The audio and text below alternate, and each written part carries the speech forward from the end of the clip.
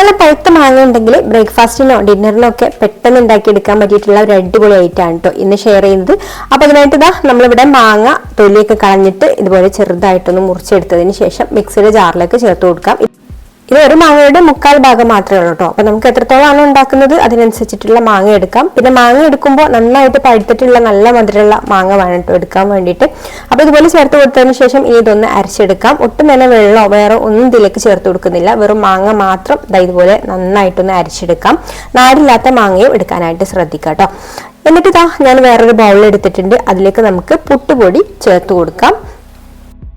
ഞാനിവിടെ ഒരു 1/2 കപ്പോളം പുട്ടുപൊടിയാണ് കേട്ടോ എടുത്തിട്ടുള്ളത്. ഇതിലേക്ക് പാകത്തിനുള്ള ഉപ്പ് ചേർത്ത് കൊടുക്കാം. ഇനി നമുക്കിതിലേക്ക് നമ്മൾ പുട്ടിന് വെള്ളം ഒഴിച്ചിട്ട് പൊടി നനച്ചെടുക്കുന്നതിന് പകരമായിട്ട് നമ്മൾ ഈ ഒരു മാംഗോ അരച്ചത് ആണ് കേട്ടോ ചേർത്ത് കൊടുക്കുന്നത്. ആ മാങ്ങയുടെ പൾപ്പ് വെച്ചിട്ടാണ് നമ്മൾ ഇത് നനച്ചെടുക്കുന്നത്, പുട്ടിനെ നനച്ചെടുക്കുന്നത് പോലെ തന്നെ. അപ്പൊ നമ്മൾ ആവശ്യത്തിന് ചേർത്ത് കൊടുത്തിട്ട് ഇതുപോലെ കൈ വെച്ചിട്ടൊന്ന് മിക്സ് ചെയ്ത് കൊടുക്കുക. ആദ്യം തന്നെ ഒരുപാട് അങ്ങ് ചേർത്ത് കൊടുക്കേണ്ട. ആദ്യം ഇതുപോലെ കുറച്ച് ചേർത്ത് കൊടുത്തതിന് ശേഷം നന്നായിട്ടൊന്ന് മിക്സ് ചെയ്ത് നോക്കുക. എന്നിട്ട് നമ്മൾ പുട്ടിനൊക്കെ പൊടി നനച്ചെടുക്കുന്ന ആ ഒരു പരുവുണ്ടല്ലോ, ആ ഒരു പരുവത്തിൽ ആവുന്നത് വരെ ഇതുപോലെ ഒന്ന് ചേർത്ത് കൊടുത്തിട്ട് നന്നായിട്ടൊന്ന് മിക്സ് ചെയ്ത് കൊടുക്കുക കേട്ടോ. അങ്ങനെ നമ്മളിവിടെ മിക്സ് ചെയ്ത് എടുത്തിട്ടുണ്ട്. ഇനിയിപ്പോൾ ഞാനിതൊരു 5 മിനിറ്റ് ഇതൊന്ന് അടച്ച് വെക്കാൻ പോവാണ്. അപ്പൊ നമ്മൾ പുറത്തുനിന്ന് വാങ്ങിക്കുന്ന പൊടികളൊക്കെ ഇതുപോലെ ഒന്ന് കുതിരാൻ വേണ്ടിയിട്ട് ഒരു 5-10 മിനിറ്റ് മാറ്റി വെക്കണം കേട്ടോ. എന്നാലുള്ള പുട്ട് നല്ല സോഫ്റ്റ് ആയിട്ട് വരുള്ളൂ. അപ്പൊ ഒരു 5 മിനിറ്റിന് ശേഷമാണ് ഞാനിത് പുട്ട് ചുട്ടെടുക്കുന്നത്. അപ്പൊ ആ ഒരു സമയത്ത് നമ്മൾ എടുക്കുന്ന സമയത്ത് പൊടി കുറച്ച് ഡ്രൈ ആയിട്ടാണ് ഇരിക്കുന്നതെന്നുണ്ടെങ്കിൽ കുറച്ചും കൂടെ മാംഗോ പൾപ്പ് ചേർത്ത് കൊടുത്തിട്ട് ഒന്ന് മിക്സ് ചെയ്ത് കൊടുത്താൽ മതി കേട്ടോ. ഇനിയിപ്പോൾ നമ്മൾ ഇതുപോലുള്ള ചിരട്ടപ്പുട്ടിന്റെ ആ ഒരു മോൾഡാണ് എടുത്തിട്ടുള്ളത്. അതിലേക്ക് നമ്മൾ ചില്ലിട്ട് കൊടുത്തിട്ടുണ്ട്. ഇനി നമുക്ക് ഇതിലേക്ക് തേങ്ങ ഇതുപോലെ ഒന്ന് ഇട്ട് കൊടുക്കാം. പിന്നെ നമ്മളിതാ ഇതുപോലെ ചെറുതായിട്ട് കട്ട് ചെയ്തെടുത്തിട്ടുള്ള മാംഗോയുടെ പീസും കൂടെ വെച്ച് കൊടുക്കുന്നുണ്ട് കേട്ടോ.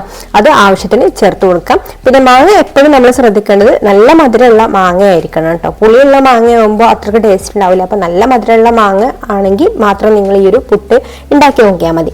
അപ്പോൾ അതൊരു മാങ്ങ പീസുകൾ ഇട്ട് കൊടുത്തതിന് ശേഷം പിന്നെ നമ്മൾ നനച്ച് വെച്ചിട്ടുള്ള പൊടി അതിലേക്ക് ഇങ്ങനെ നിറച്ചു കൊടുക്കാം. ഇനി ഇതിന്റെ മുകളിലായിട്ട് കുറച്ച് തേങ്ങയും കൂടെ ഇട്ട് കൊടുക്കാം. ഇനി നമ്മൾ അടിയിൽ ചെയ്തതുപോലെ തന്നെ ഈ ഒരു തേങ്ങയുടെ മുകളിൽ വേണമെന്നുണ്ടെങ്കിൽ മാങ്ങയുടെ പീസും ഇട്ട് കൊടുക്കാം കേട്ടോ. അപ്പൊ ഞാനിപ്പോൾ ഇവിടെ തേങ്ങ മാത്രമേ ചേർത്ത് കൊടുക്കുന്നുള്ളൂ. എന്നിട്ട് നമുക്ക് അടച്ചു വെച്ചിട്ട് ഞാനെന്താ കുക്കറിൽ വെള്ളം തിളപ്പിച്ചെടുത്തിട്ടുണ്ട്. അതിന്റെ അടപ്പ് വെച്ച് കൊടുത്തിട്ട് ആ ഒരു വിസിൽ പോകുന്ന ആ ഒരു ഭാഗത്താണ് കേട്ടോ നമ്മളിത് ആവിയേറ്റി വെക്കാൻ പോകുന്നത്, ആവി കയറ്റാൻ വേണ്ടിയിട്ട്. അപ്പൊ അത് അടച്ചു വെച്ചിട്ട് ഇതുപോലെ വെച്ച് കൊടുത്തിട്ടുണ്ട്. ഒരു 5-6 മിനിറ്റ് ഒന്ന് നന്നായിട്ട് ആവി വന്നു കഴിഞ്ഞാൽ നമ്മുടെ പുട്ട് റെഡിയായി.